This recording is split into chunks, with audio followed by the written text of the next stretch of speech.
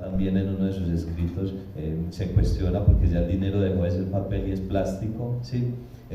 Cómo ese dinero que pudiéramos tener en masa, que hay grandes personas con esa capacidad adquisitiva de poder y demás en cuestión de dinero, no nos serviría para replantearnos el mundo, porque ya no tendríamos la capacidad de comprar el aire o comprar el agua, ¿sí? Y lo traduzco con la obra del taller El Templo y el Hogar, en cómo la creencia de nuestros ancestros debería también darnos como ese empalme en lo que es el cuidado y la protección del medio ambiente, y cómo ahorita con el COVID-19 hay uno de esos índices de cómo reclama la naturaleza pues como su función. Entonces creo que ese sería como el punto de vista que quisiera que ustedes, dos maestros en ese asunto, nos planteen y nos conversen. Bueno, entonces arranquemos un poco por eso. Lo que sí te voy a dejar parar en seco, ese ensayo es bien fuerte. Ese parar en seco también se conecta con esa pregunta que yo hacía ahorita, es ¿hasta cuándo? ¿Hasta cuándo podemos ir abusando y lesionando esos ecosistemas? Y pues eso qué repercusión tendrá en nuestro bienestar. Entonces, parar en seco es un cambio de actitud, ¿sí? Que nos permite reflexionar de para dónde vamos como especie y precisamente pues cómo debemos seguir. Así ya sabemos que no podemos seguir, porque esto de muchas fuentes nos han dicho que no es sostenible. Y pues si nos comemos, ¿cierto? Y hablamos en términos de capital natural, ¿cierto? Esto que estamos haciendo con los ecosistemas es como comernos ese capital y con qué vamos a producir a futuro. Como en la cuenta del banco, yo tengo 100.000 pesos y arranco a gastar hasta que y no le meto plata a eso, me quedo sin plata. Lo mismo está pasando con la naturaleza. Entonces, digamos que el parar en seco es reflexionar en torno a cómo vamos a replantearnos, a regenerarnos.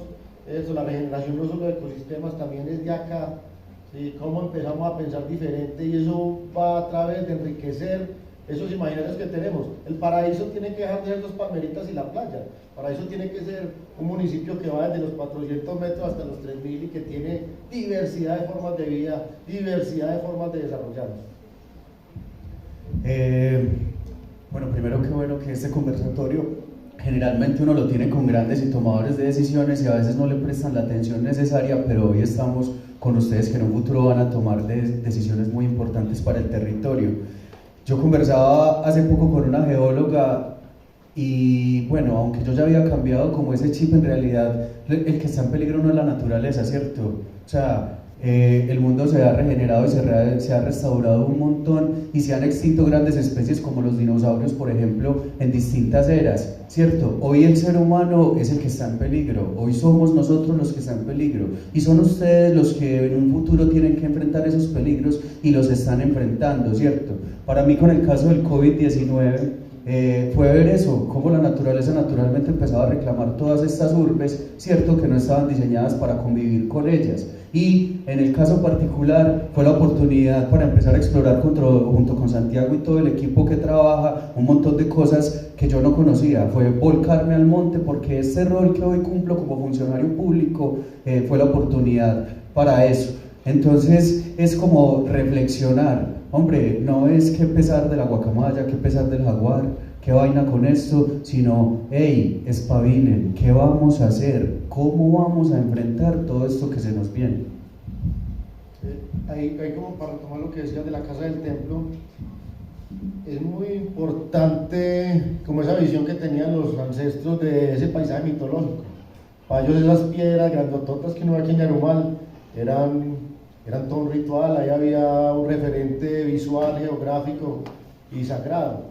Entonces ellos se entendían dentro de ese paisaje. Sí, nosotros muchas veces nos representamos afuera de esa naturaleza, pero nosotros somos naturaleza. Y ahí retomo de pronto el Laudato Si del Papa Francisco, que va muy pegado pues de este ensayo de William, y es eso, pues si la casa común no la cuidamos, si ese común del que todos dependemos, el agua, la naturaleza, no lo cuidamos y no pensamos una economía que favorezca esas dinámicas, pues fácilmente pues nosotros estamos ahí al borde del despeñadero, ¿sí? Estamos generando como un harakiri, que es como ese autosuicidio a la especie, ¿sí? No estamos dimensionando qué va a pasar y qué repercusión nos puede traer eso.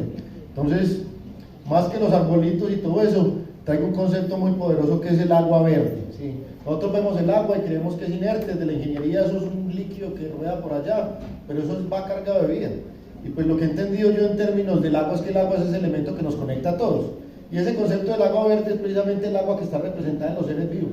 Sí, agua no es solo la que corre, agua es la que corre por nuestras venas, agua es la que tiene almacenado un musgo, un frailejón, las aves son agua también. Y pues todos ellos están logrando y dinamizándose, y pues uno todos los días se levanta, va al baño, orina, o se toma un vaso de agua y ese ciclo, y eso va y orina, eso va a la atmósfera, y eso es agua, pasa por todos los seres vivos, y eso es lo que finalmente nos conecta con todo lo que está vivo en el mundo.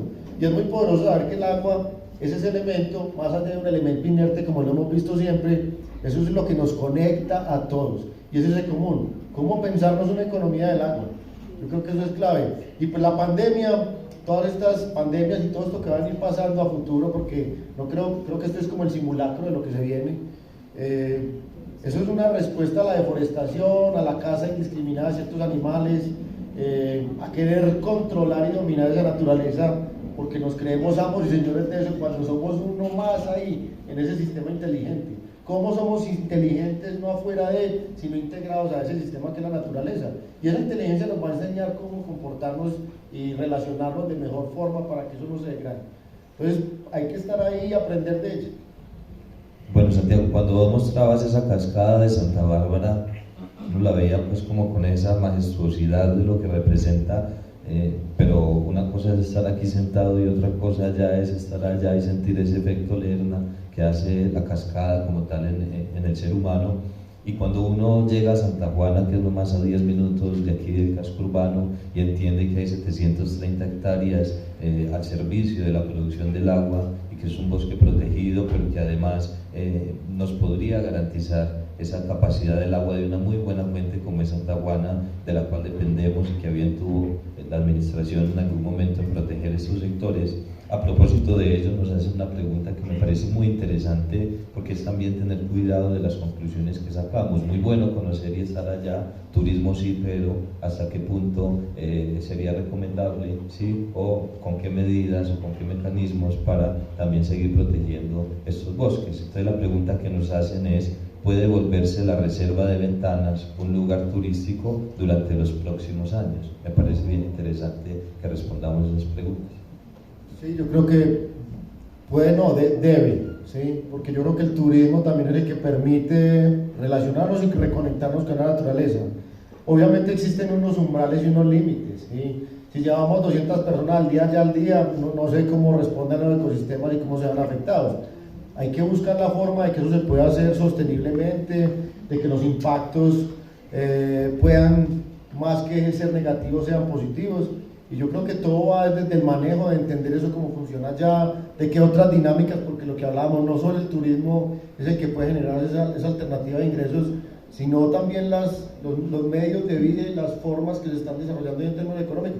Como la ganadería que hay alrededor es consonante con Santa Juana, ¿sí? No es una ganadería así extensiva, sino una ganadería que aprende cómo articularse con el monte, qué beneficio puede tener los árboles y el bosque a las vacas, ¿cierto? Reducción de estrés calórico, esos más litros de leche. Y es que también el empezar a pensar la naturaleza como un aliado y como algo que permita apalancar los desarrollos económicos de la región. Yo digo, ganadería sí, pero aprendamos a una ganadería de monte y que se articule con el monte que lo proteja. Y tiene todos los beneficios, es donde empieza uno a entender la naturaleza como una forma de infraestructura que empieza a beneficiar en la medida que la sembramos. Ahorita hablamos de tiempo, el soldado hacía una reflexión muy tesa del tiempo. Uno muchas veces, y los ganaderos muchas veces tumban un monte muy fácil porque hay que hacer un potrero, que hay que llevar insumos para que eso produzca.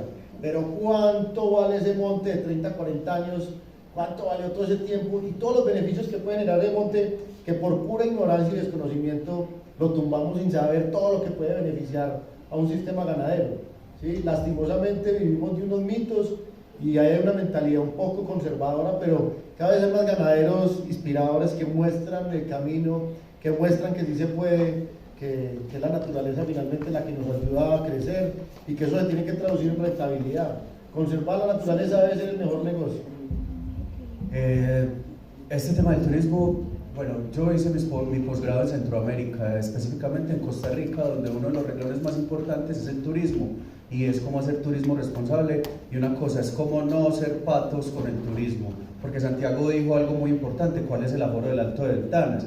Imagínate uno meterse a un frailejonal de esos con 200 personas en los llanos de Cuiba, ¿qué es lo que va a hacer? ¿Cierto? Si se meten 2 personas y pisan y todo esto, entonces hay que entender todo esto, y bajo ese entendimiento hay un término muy importante, muchachos, que se llama gobernanza, ¿cierto? Y no gobernar. Entonces ese término de gobernanza seguramente ustedes lo van a escuchar mucho, pero es básicamente como todos los actores interesados en el desarrollo del municipio nos juntamos para co-crear y hacer sustentable y sostenibles todos esos ecosistemas chéveres que tenemos en Yarumal, empezando desde los paramillos raros que hay en los llanos de Cuiba, trabajándole también a Santa Juana, que es algo de los yarumaleños, no es de una administración, no es de una persona, es de los yarumaleños, y cómo le trabajamos a ese entendimiento del Alto de Ventanas, que ya Santiago nos lo expresó con imágenes, que es un lugar muy único, es un hotspot de biodiversidad, pero que debe tener, como le están haciendo allá, infraestructura adecuada para poder caminárselo,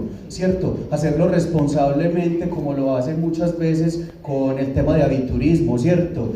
Hacer pilotos y ver cómo se comportan estos lugares cuando organizamos las actividades con las comunidades, porque yo en un primer paso, y eso es lo que me he dado cuenta trabajando con tanta gente acá, trayendo invitados incluso de otros países, ¿cierto?, de las ciudades, es ver cómo nuestras comunidades campesinas son los anfitriones de estas personas que llegan, se encargan de educarlas y de educarse a ellos mismos, y crean un sistema que hace sostenible esta actividad. El turismo, muchachos, el turismo es una chimba, es una alternativa súper chévere para uno poder como desarrollarse económicamente, pero definitivamente uno lo tiene que hacer pisando muy pasito, porque miren que todo lo que nos mostraron en esta presentación tan bacana es muy bacano, es muy poderoso, pero es muy frágil si no lo hacemos de una forma prudente, estudiada e investigada. Por eso la aventura, digamos, de la UMATA, ¿cierto?, de la administración y de las comunidades con las que trabajamos en 2 o 3 partes, es entender primero eso para ya después poder recibir como un oleaje de algo que Yarumal no está preparado. Uno cuando le dice Yarumal, ¿yo a qué voy a ir? ¿Cierto? A Ochalí, googleé Ochalí, ¿yo a qué voy a ir? A los llanos de Cuiba, ¿yo a qué voy a ir? Estamos empezando nosotros a entender eso a través de un plan, ¿cierto? Porque tenemos que plantear primero cómo va a ser ese desarrollo a 10, 15, 20 años, para ya después mandarnos como locos a hacer cosas bacanas y tener ese referente en estos momentos, comunidades y territorios que se están desarrollando a través de la actividad turística. Pero vea, nos faltan años para poder desarrollarnos de esa manera, y mucho entendimiento para que ustedes en un futuro puedan desarrollarse a través del turismo, vivir del turismo o disfrutarlo. Ahí meto la cuchara, el turismo es una meta que permite consolidar varios aspectos en términos de conservación. Digamos que ese es como el que permite que esto se dinamice, pero para hacer eso se necesita una infraestructura. Como necesita unos puentes para poderse mover y vías y toda la cosa, necesitamos una infraestructura natural para poder soportar eso. Y pues obviamente la tenemos y todavía queda algo muy representativo, pero lastimosamente abusamos, ¿cierto? Todos los potreros con 2 o 3 vacas, eso no es rentable. ¿Sí? ¿Cómo realmente cambiamos esa visión de la ganadería? Venga, los setos verdes, venga, trabajemos corredores ecológicos, productivos. Uno tiene que ser ocioso, uno puede producir madera, mieles. Entonces, ¿cómo empezar a diversificar también en un municipio diverso y empezar a diversificar esas entradas? El turismo va a ser una, pero todos esos productos adicionales van a generar inclusive más atractores. Porque yo le digo algo, ¿por qué va la gente hoy en día al Parque del Café? Por el café. Y otra reflexión que hago, ¿nosotros realmente tomamos el café del que tanto pecho sacamos de los Andes o seguimos tomando nuestro café? Sí. Yo creo que también es que creernos un poco eso, de aprenderlo a disfrutar, de aprender a ver todo ese valor intangible que hay ahí, porque a veces es difícil de monetizarlo, pero es que ¿cuánto vale tener un apartamento frente a un Yarumo o a un Guayacán que florece 2 veces al año versus tener un apartamento frente a una calle? Sí, uno sí empieza a hacer comparaciones que son un poco odiosas, pero yo creo que la naturaleza sí es un valor hedónico que no podemos cuantificar, pero que sí lo podemos empezar a incorporar y que eso nos puede hacer diferentes. Entonces, claro, Santa Juana es el templo, como lo dice William, ¿cierto? Y esos sitios deben ser sagrados, y como cuando entra uno a la iglesia, yo que fui de colegio católico, claro, uno entra con ese recogimiento, lo mismo hace uno cuando se acerca a la cascada de Santa Bárbara, no porque sienta el recogimiento, sino porque es tanto el poder que eso lo hace a uno, ¿cierto? Uno dice, pues madre, el poder de la naturaleza es grande, es sentir todo eso, sentir orgulloso de donde estamos parados, de dimensionar eso que me rodea, y eso cómo puede jugar en términos de desarrollo personal, y yo como desde lo local, desde mi persona, puedo llevar eso a algo comunitario o algo también, un impacto global. Desde pequeñas acciones locales, cómo tenemos impactos globales. Y yo creo que también es creer un poco sobre la aldea global, que lastimosamente la globalización tiene un efecto muy hegemónico de segregar y homogenizar todo, pero creo que es también creyéndonos que esto aquí es diferente y representándonos desde ahí. ¿Sí? ¿Cuántos yarumos hablábamos? ¿Quién tiene aquí un yarumo en la casa o en la finca? Y vive en Yarumal. Mínimo pues debería ser el efecto que deberíamos hacer todos y empezar por el yarumo y empiece a conocer otras 5 o 10 especies. Ya cuando uno pasa de las 15 especies ya no hay vuelta atrás y uno cada vez quiere saber más y aprender más de todo eso. Entonces también es como esa cultura, que podamos enriquecer nuestros imaginarios, que podamos compartirlo, sentirnos orgullosos de eso y desarrollarnos desde ahí. Yo creo que eso es clave. A propósito, un autor que estuvo aquí en Yarumal, un inglés, Michael Jacobs, que escribió un libro que se llama Ladrón de Recuerdos, a propósito del tema del turismo. En ese mismo libro él contaba, bueno, además de su paso por Yarumal, en búsqueda de otros aspectos sobre la cuna del Alzheimer y todo el cuento que también hemos hablado en otros espacios, él llegaba al nacimiento del río Magdalena, ¿sí? A toda esa región que para el 2012-2014 estaba además aporreada por un conflicto, apropiada por las FARC, distintas FARC. Y quiero plantearlo porque la charla del ejército, y cuando yo la converjo también con la parte de tu exposición, Santiago, en donde mostrabas el cambio de hoja del ejército, en cómo proteger desde la seguridad hídrica todo ese crecimiento de ese valle de los frailejones quizá que pudiéramos tener allí y de las palmas de cera, cómo el proceso de paz discutido además, pues sí, no aprobado en un referendo además como fue planteado, en alguna medida dentro de su implementación nos deja algunas conclusiones, creería, positivas, sobre todo frente al conocimiento de la naturaleza colombiana, de los bosques colombianos que pudiesen tener los militantes de las FARC, ¿sí? Como ese conocimiento casi ancestral, empírico en gran parte, ¿sí? En gran medida, se entrega a la nación en ese proceso de paz también para el cuidado y la protección, y cómo desde allí se fomenta esa gran parte del turismo hacia regiones que no conocíamos, ¿sí? O que conociendo de su gran diversidad, de su gran riqueza, pues era difícil plantear y pensar el turismo hacia esos sectores. Entonces yo quisiera compartir esa problemática o las conclusiones que pudiese generar los resultados del proceso de paz frente al medio ambiente con una pregunta que nos hacen, entendiendo que hace poco estuvimos allí en el BITER número 4, sembrando palmas de cera y sembrando frailejones, y que ellos tienen una autonomía por el cuidado de estas especies y que además han entregado su vida dentro del Ejército Nacional, dentro de su profesión y sus oficios, como nos decía la persona que estuvo dando la inducción antes de nosotros, muy plano quizá, ¿sí? Muy sobre las formas disciplinadas de hacer las cosas, pero también eso sirve para el cuidado del medio ambiente. Y la pregunta que nos hacen es, ¿qué se puede hacer para proteger las palmas de cera? Oh, es que hice tantas cosas chéveres. Pillen, lo primero, lo que dijiste del proceso de paz, muy importante para el conocimiento y generar ciencia también, pero ha abierto también la puerta a unos lugares que en estos momentos están amenazados y vulnerables por el tema de la deforestación, ¿cierto? Otra reflexión rápida que hacer sobre el tema de construcción de paz. Chicos, yo he tratado de caminar mucho, de andar mucho, no solo Yarumal, sino otros lugares, y definitivamente Yarumal, a pesar del conflicto que rodea Yarumal y que hay en Yarumal, Yarumal es un sitio que se puede andar. Yo ayer estaba en Ochalí haciendo un taller con pelados como ustedes, todo tranquilo, hemos hecho un montón de cosas, se hacen cosas en el Alto de Ventanas donde antes no se podían realizar, y yo tuve un viaje el año pasado hasta Tumaco y mi fin era conocer la frontera entre Colombia y Ecuador, y desde que pasé los cerros de Patascoy hasta que llegué al río Mira, porque no me dejaron pasar al río que es la frontera entre Colombia y Ecuador, por muchos problemas de conflicto, empecé a entender que a pesar de esa belleza que hay en el sur del país tan pristina y tan pura, no se puede caminar sin encontrarse con una persona armada o con un conflicto, ¿cierto? Y Yarumal me ha permitido a mí caminarme, y como me enseñaron Santiago y las personas de la Corporación Salvamontes, aquí hay influencias climáticas del Magdalena que permiten vida de esos lugares, del Chocó, o sea, estamos hablando de una cosa pues loquísima, y lo que pasa pues como en el altiplano. Entonces primero es entender que Yarumal es el laboratorio donde se pueden estudiar distintos ecosistemas, y es una oportunidad que en otros lugares no se pueden dar por cómo son los territorios. Lo otro es la protección de especies, que no sea solo la palma de cera, sino las otras.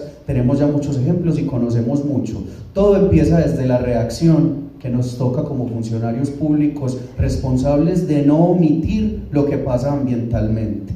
Entonces hay que reaccionar a la deforestación, primero entendiéndose con las autoridades ambientales y facilitando su llegada, ¿cierto? Y la generación de los informes, y ojalá las sanciones para quienes hagan pues mal a estas especies tan importantes, porque ahorita vimos esas imágenes tan duras que uno las ve y uno es, ¡jue madre! ¿Qué está pasando acá? Ahí se llevaron por delante palmas de cera, mortiños, la cantidad de animalitos que nos mostraron, seguramente lechos arbóreos súper raros, ¿cierto? Entonces primero es reaccionar y ya después gestionar a través de la educación ambiental. Entonces muchas cosas, ustedes vieron ahí talleres, yo tengo también un lugar muy especial que he tenido mucho cariño por él, que se llama la Vereda de la Esmeralda, donde realizamos cositas distintas para que esto no ocurra. Entonces es como llevar a los niños a conocerlos. Hey, vea, el agua está muy relacionada con estas plantas, con estos animales, con la palmita, y que ellos se sensibilicen como ustedes se han sensibilizado.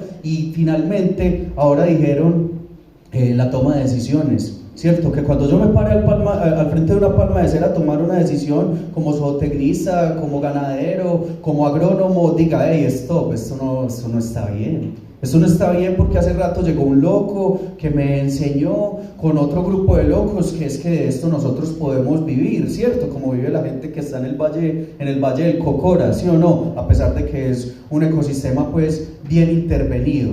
Y ya otra cosa muy importante que se liga mucho a la educación, la investigación.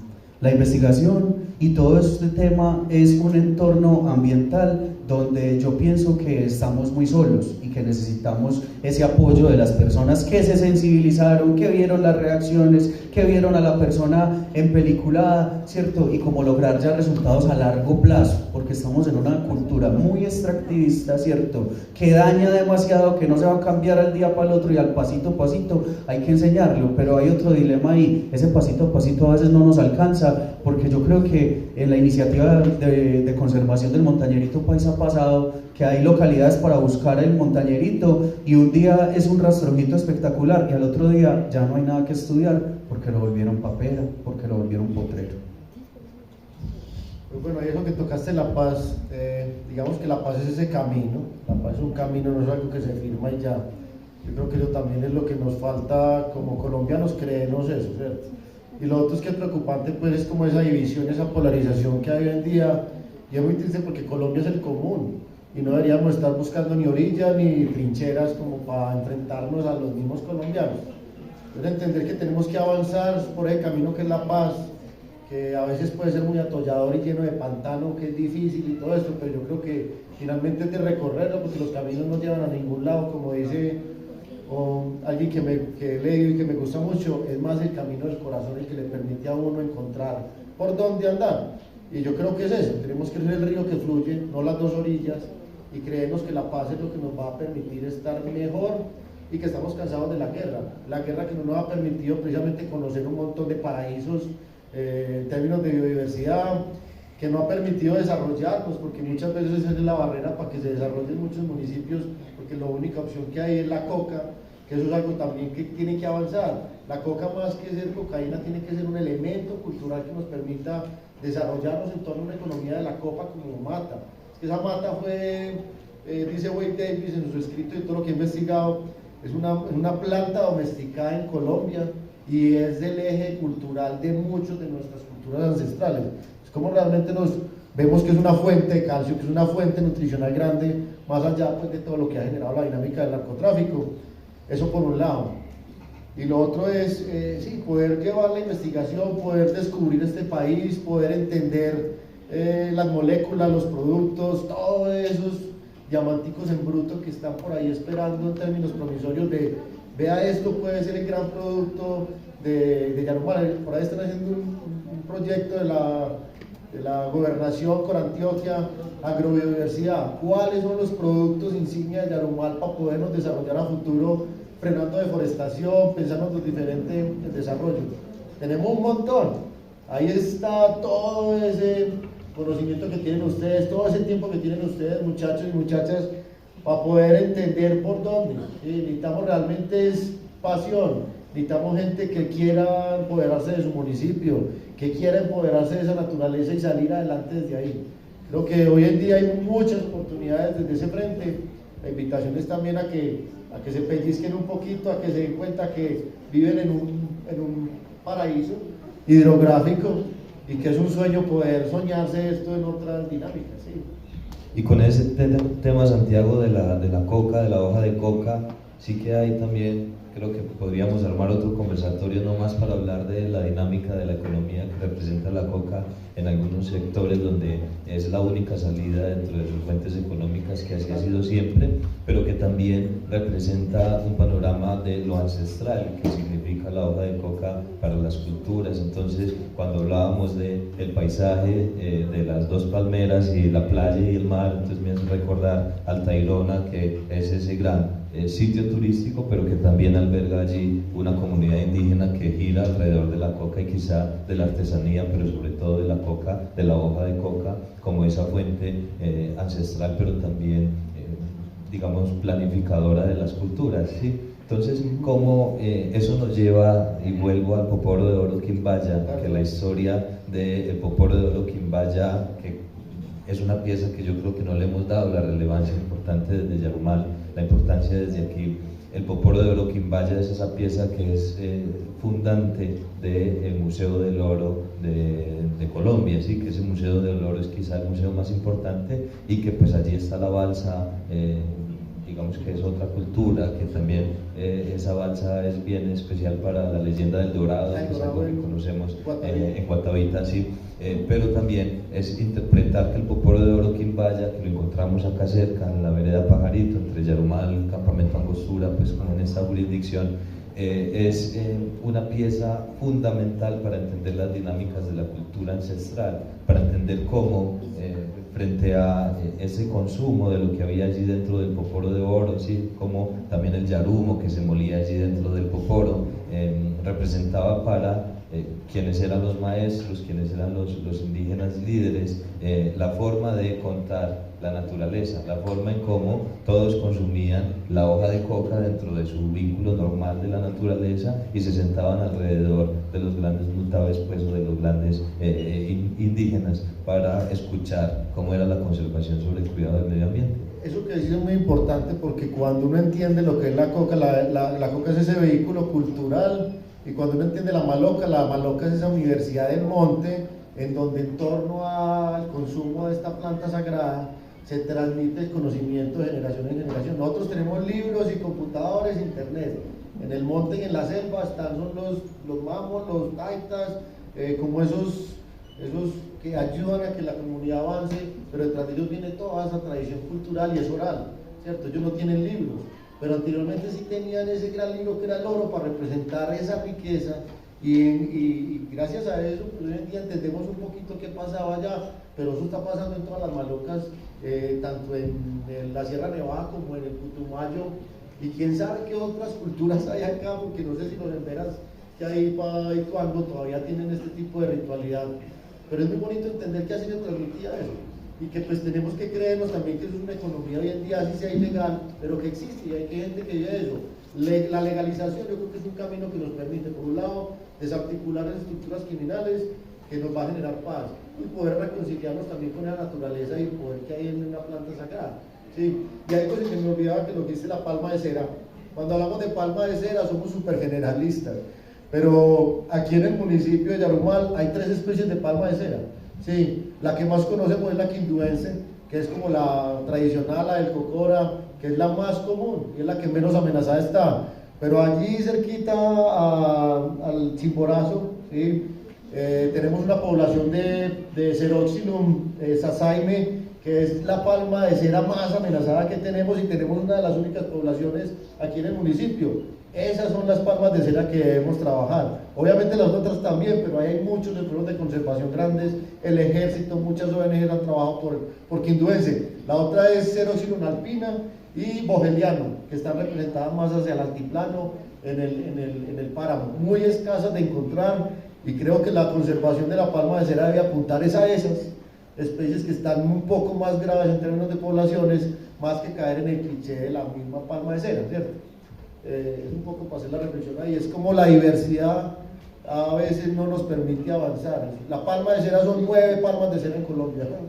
Son 9 especies, hay que aprender cuáles son las 9 especies y cuáles son las que nos tocan en términos de conservación, eso es claro.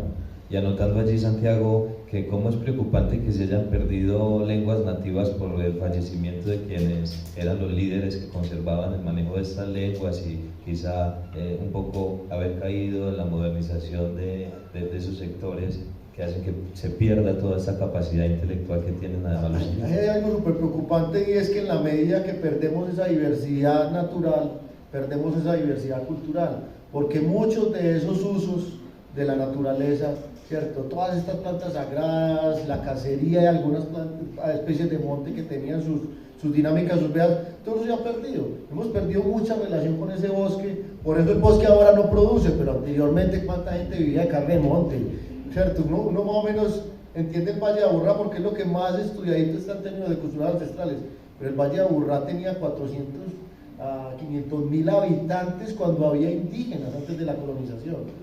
Todos vivían de carne de monte, de pescar en el río y de sembrar cereales en las riberas y en las dinámicas inundables del río. Y uno dice, y hoy en día es que la comida no nos da, y que hay gente que se muere de hambre, ¿cierto? Cuando tenemos la tecnología, cuando tenemos todo para poder desarrollarnos, por una ambición pendeja de echarnos unos pesos al bolsillo, cuando eso es algo superfluo, ¿sí? Hay cosas que uno no puede pagar con plata. Y la plata no lo es todo, la plata es una herramienta más para poder desarrollarnos, pero no debe ser el fin.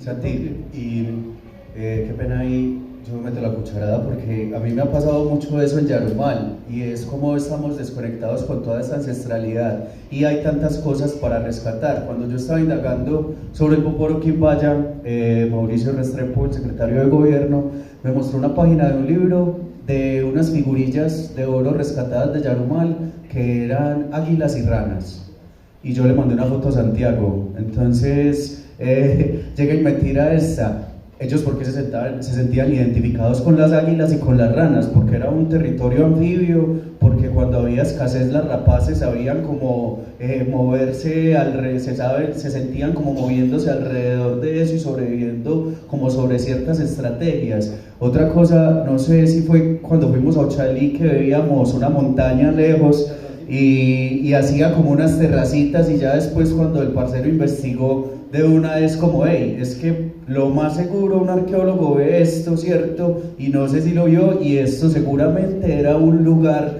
de adoración. O sea, tenemos un montón de preguntas desconectadas que no sabemos si vamos a reconocer, si vamos a volver a aprender, y es lo que me pasa con Yarumal, que cuando llego a ciertos puntos del municipio, la cascada de Santa Bárbara, la cascada de la Lluvia, el encuentro del Rosario con el Nechí, el Alto Quitagorra, uno siente un montón de cosas y uno es, ¡jue madre! No tengo respuesta para estas cosas. ¿Dónde se quedaron ese montón de respuestas que seguramente son la clave para desarrollar lo que nos espera como paraíso hídrico?